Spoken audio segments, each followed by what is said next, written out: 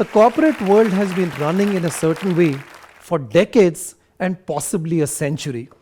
All of a sudden, COVID-19 pandemic struck the world. 2 years later, things seem to be pretty much getting back to normal in significant parts of the world. Corporate leaders rightfully expected people to come back to offices, but a significant number of people felt with things being run super from home in the earlier part of the pandemic, they wanted to work from home. Leaders adapted to these new ways of working, and there were different kind of models that came in. Some organizations felt, hey, things were running so well during the pandemic, so they decided 70, 80, possibly 100% of our staff will work from home. Some other organizations on the other side decided, no, for maintaining our culture, heritage, innovation, it's important for people to work from the offices, so they ensured people work from the office. And some organizations chose the hybrid model in which sometimes people work from the offices and sometimes they work from home. Unfortunately, two completely unrelated trends started showing up. A significant number of people started resigning from the organization in the great attrition or resignation wave. And then now a new trend started showing up. Quiet quitting, where people do just about the minimum, follow a checkbox kind of culture, frustrating the leaders. What's the link between a pandemic, a very well-running corporate model, and all these resignations and quiet quitting? What's at play here? To understand this, we can look at nature to get some cues from there. Let's look at one class of animals in the nature, amphibians. Amphibians are animals that spend some time on land and some time in the water. Let's take frogs. What decides how much time a frog spends in the water or land? It's not nature that decides. Nature merely controls the environment and the ecosystem, like the temperature and such other factors, and lets the frog decide for itself. Will it be on land or will it be on water? For example, when the temperature goes high, the frog goes into the water. When it's time for eating its food, it comes on land, and so on. Nature never suggests the model. Leaders in the corporate world can get excellent cues from nature. Of course, we are not dealing with frogs. We are dealing with humans that are extremely intentional in their thought process, higher order human beings, but the principles effectively stay exactly the same. So what exactly is this environment and ecosystem in the corporate world? Research indicates that there are 5 important factors that play a key role in environment and ecosystem. Purpose, which is why we do what we do. Meaning, which is about feeling absorbed in what we're doing and feeling a sense of fulfillment. Competence, which is skills required to perform a job.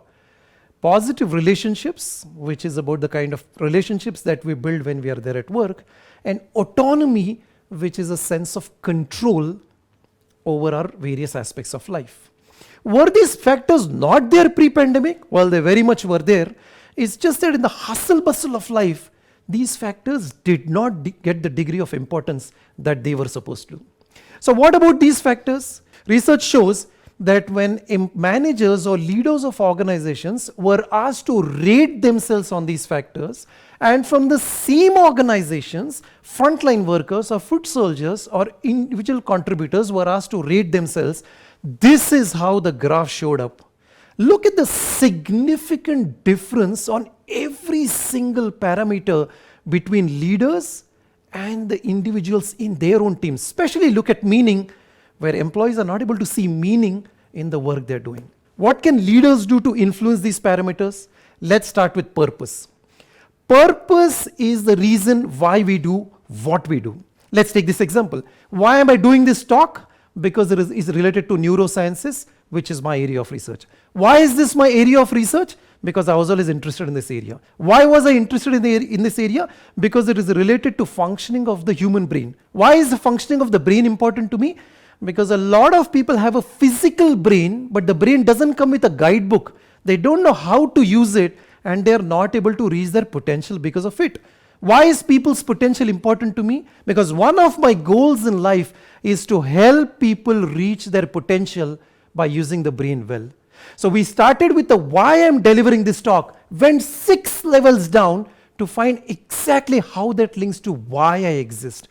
When purpose is linked, you need one reason to do a task, why I need to deliver the talk. You have thousands of excuses to not do it, but why trumps all of those things and makes it worthwhile doing a task. If there's no alignment of purpose, the internal inspiration takes a backseat, and now only extrinsic factors play an extremely important role. I am doing this work because I'll get this job title, potentially that kind of position, and so on.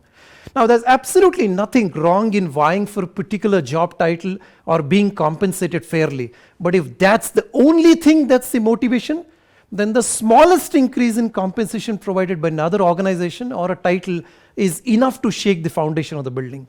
This creates a lot of challenges and leads to a lot of employee disenchantment. If there's no alignment of purpose, then fulfillment or the second foundation, meaning, gets lost. Purpose and meaning are the foundation of employee satisfaction. Let's look at the third factor. Autonomy is a sense of control over life, different aspects of life. So people, do they not have this kind of control? Let's look at the various aspects. People get up in the morning, take a commute. Now, it's safe to conclude that commute is not exactly the world's most exciting thing for most people. Then they reach the offices, and then potentially they sit at a workplace. What decides where people sit? It depends on the function that they are a part of, and then they sit with other people in that particular function. But is everyone the same in a particular function? Introverts are those who like quiet corners where they can sit focused and do their work. Extroverts, on the contrary, love being the center of attention and like to sit with the people.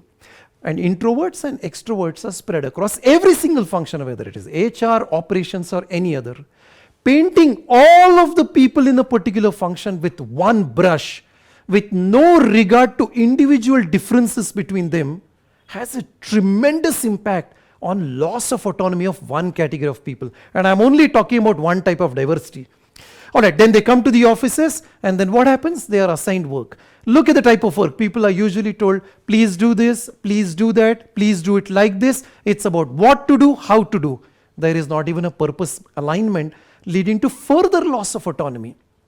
And then the individuals probably are sitting, working all around, etc. Who is the center of attention in the office? Possibly the leader, because that leader possibly is having his own office and struts around. The same individual, when they go back home, they are the center of attention at home. Is it any surprise that people want to stay merely at home and not come to the offices? Let's look at the fourth factor. The fourth factor is about having positive relationships. Now, we all know that man is a social animal, but there's a dangerous generalization which happens, as if all human beings are same and like to build the same type of relationships. Yes, man is a social animal, but not everyone builds the same type of relationships. Some people build a large number of very shallow relationships. Some people build very deep relationships with just a few people. Some people build agenda-driven relationships like mentors, coaches, friends, personal. Some build relationships of other types. Not providing different type of fora has a severe impact on negating positive relationships and making people feel disenchanted in an organization. For example, let's have a Friday get-together. All people will possibly go to a pub and have drinks. Might be suitable positive relationship for one type of people, puts off the others actually. The last factor which is very important is related to competence. It's about having the right kind of skills to do a particular work. Now, competence is not the same as we spend these kinds of trainings, we provide these kinds of coaching to people. That is very important. What's more important is trainings, coachings, mentorship in line with purpose. If there's no alignment of purpose, yes, training will accelerate people along a ladder, but the ladder could potentially be leaning against the wrong wall. People end up meeting a wrong goal, further disenchanting them. This then explains why there's such a big gap between managers as well as foot soldiers who see significant gap on each of these factors. So what does leadership look like in the post-pandemic world? What can leaders do about each of these factors? Let's start with the first and the foundation, which is the why. It's a little bit more deep-rooted, that links to the internal of a person so that there is a connect. And this is an evolving line because people's why keeps changing periodically. Leaders need to be trained in helping their people to uncover the why. This is a structured exercise where multi-level drill down of whys need to be done in order to be able to help people uncover their why. It's when people know the why that then discussion can happen on what is to be done, and then the how of the work has to be left completely to people. They will figure out how to do it. The new paradigm of leadership is uncovering the why, co-creating the what, and leaving the how completely to people. Interviews that are happening right now tend to focus on skill fitment, culture fitment. A probably equally important angle to look at is purpose fitment. Is there an alignment between the incoming talent and what the organization is wanting to do?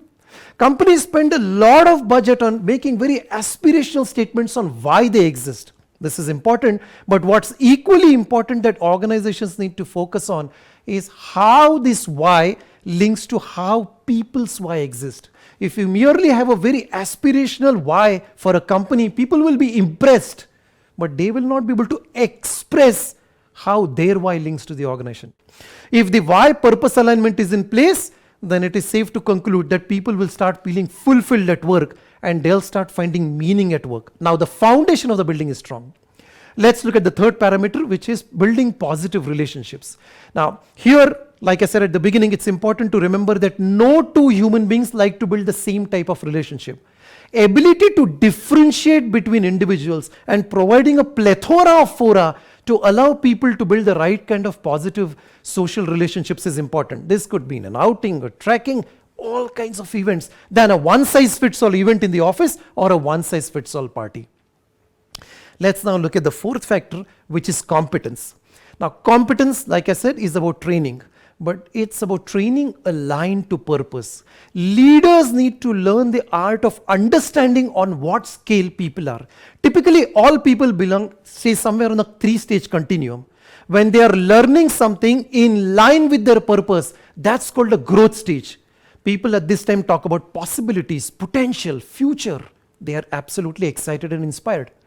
People who are not learning anymore are using past knowledge are then get into a next stage called maintenance stage. At this stage, people are merely using what they learned prior and they'll be focusing on status quo all the time.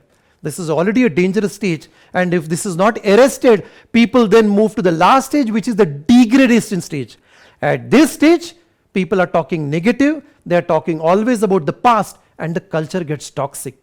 Leaders need to be trained in the art of finding out what stage people are at and quickly bringing them back to the growth stage by aligning the whys of the people. Organizations need to focus not just on how much training dollars per quarter is spent per employee, but on how many purpose fits exist in the organization. What percentage of the organization have a fitment? This is as important a metric as the training dollars. This indicates whether the amount is being spent correctly or not. Let's look at the last factor. Now, we can't eliminate commutes altogether, but this can be made less painful, potentially providing an opportunity to separate personal life from professional life. And here, commutes play a powerful role. Allowing people to be able to completely dealing from work, maybe taking a break, talking to their loved ones, relaxing completely, listening to a podcast. This can reduce the sting from commutes. Once in the office, allowing people to sit what works best and what gets the best out of them is important. Of course, we need to sit with the teams so that there's team building, but that's not the same as permanently being sitting along with the particular team. The pandemic has provided an absolutely wonderful opportunity to relook at the offices itself. Before the pandemic, office was a place where people went to do the work. After the pandemic, leaders need to recognize that office is a place where work is not done. Office is a place where people go to experience the environment and ecosystem, to reconnect with their why, to experience the sense of autonomy, to understand their competence and figure out how it aligns with the purpose, to build the right kind of social relationship. All this translates to meaning, to get meaning in what they are doing. And then the work can be done anywhere. If office is the right place, so be it actually. The pandemic has provided a once in a lifetime opportunity for leaders to recognize that their role now is about influencing the environment and the ecosystem and letting their people experience this. This experience is something that you can't get at homes. You get it only in the offices. I wanted to thank DLC for giving me this opportunity. Thank you.